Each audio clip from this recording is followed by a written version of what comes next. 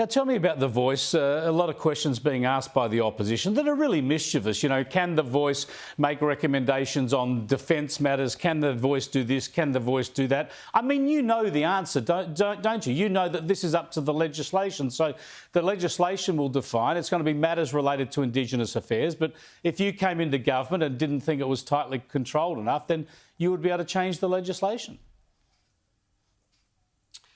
Well, I think what we're seeing from this government, Chris, is that they don't have the details. Now, you know, you and I sit on different sides of this debate, but we will have our conversations respectfully, as we should. But usually when our country is going to change its founding document, we have this debate fully in the community, in public, in a respectful manner. We explore the question from both sides so that the entire citizenry has an opportunity to participate in that. And what we've seen, unfortunately, in the Senate over the last 10 days is the government push this legislation through. We were, you know, 4:15 in the morning on Saturday morning, we're still trying to ask questions of the government.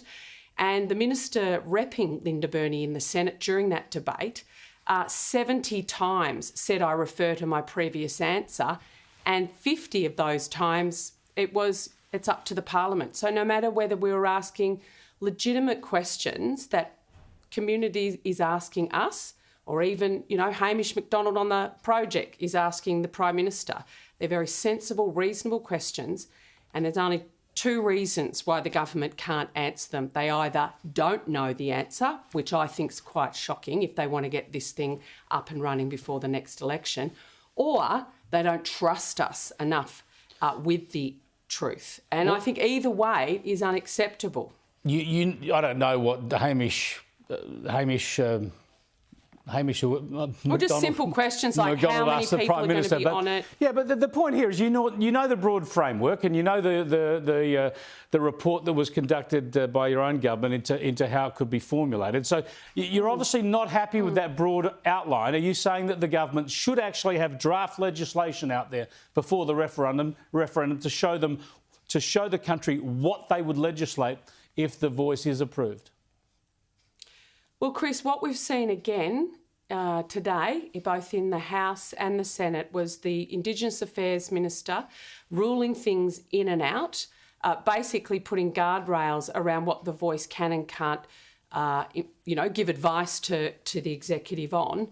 At the same time, other ministers and Labor Party luminaries are saying that it should have a broad scope, so it can't be both. And so I think we're seeing a lot of contradiction within. Well, this is the point, though, right? We can talk and the government about what's in and out. Well, we know what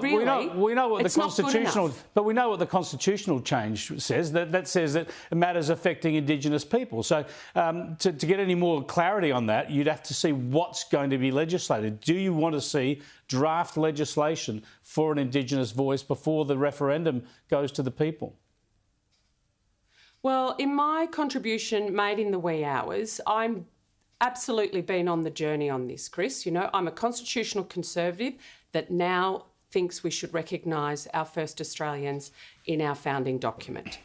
But I am a very respectful no to enshrining a voice in our constitution. And the mockery of people like myself who respectfully have a different opinion to others that happens in the chamber or outside in the community or on social media really shows that this is going to divide our country in a way that I don't believe we should be. Yeah, it's very divisive. Like the Prime Minister needs... So you mentioned the framework, right? So the Carmel-Langton report.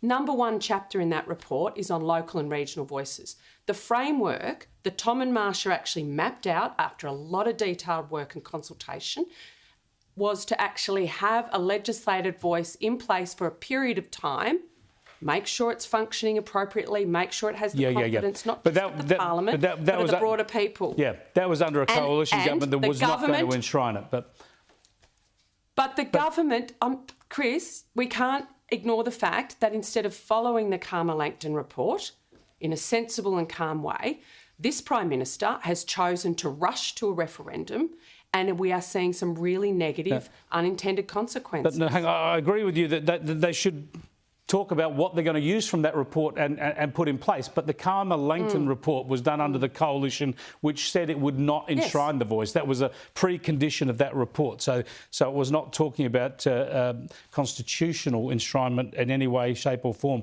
Thanks for talking to us, Senator. We do need to move on. I look forward to catching up again.